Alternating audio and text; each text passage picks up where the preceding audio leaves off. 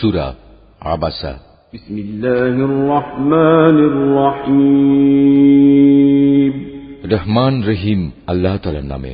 আবাসা ওয়া তাওয়াল্লা আন জাআহুল আ'মা ওয়া মা ইউদরিকা লা'আল্লাহু ইয়াযাক্কা أو يذكر فتنفعه الذكرى أما من استغنى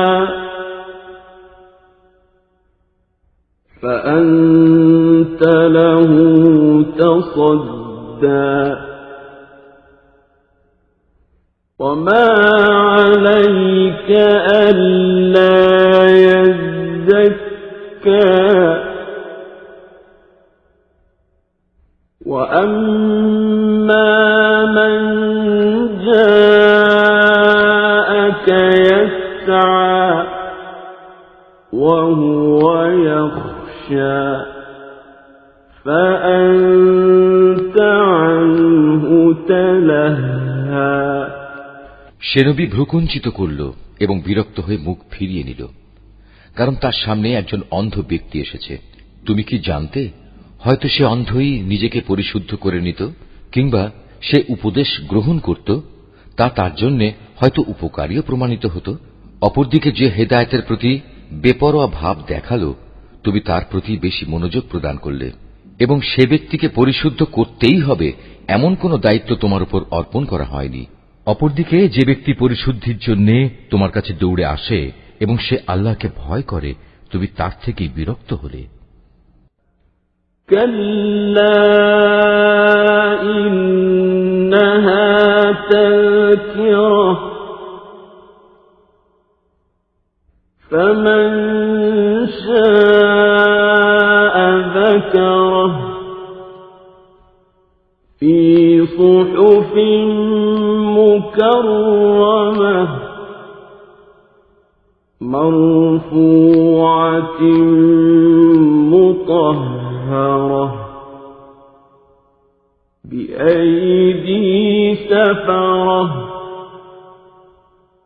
كرام بررة قتل الإنسان ما أكفره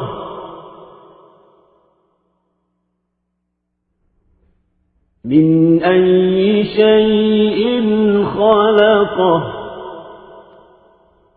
من نطفة خلقه فقدره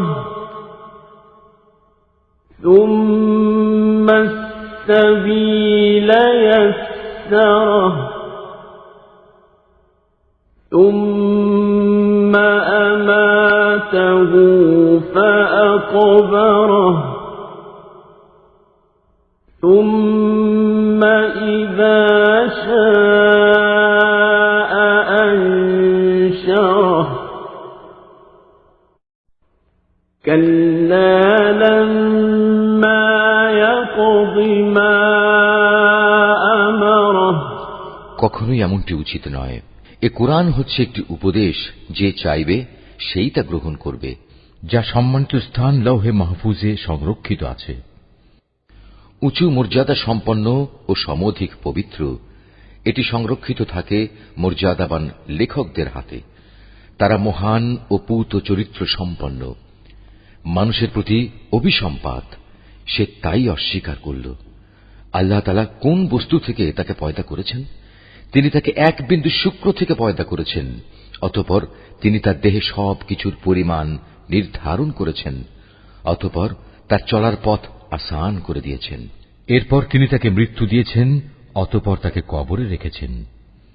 অতঃপর তিনি যখন চাইবেন তাকে পুনরায় জীবিত করবেন। কোনো সন্দেহ নেই, তাকে যা আদেশ করা হয়েছে তা সে কখনো পালন করেনি। فلينظر الإنسان إلى طعامه أنا صببنا الماء صبا ثم شققنا الأرض شقا فأنبتنا فيها حبا وعنبا وقضبا وزيتونا ونخلا وحدائق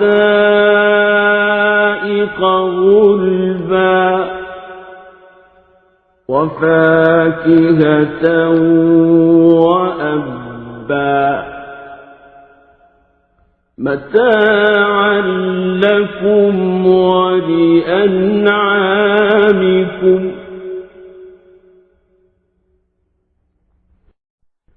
فإذا جاءت الصاخة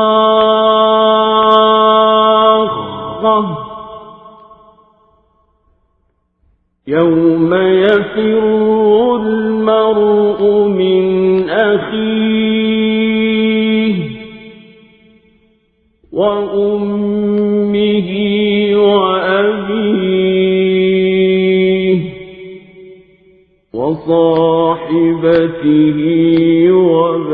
وبنيه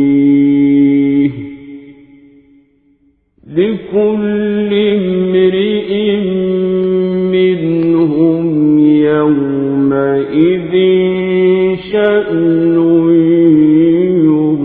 يغنيه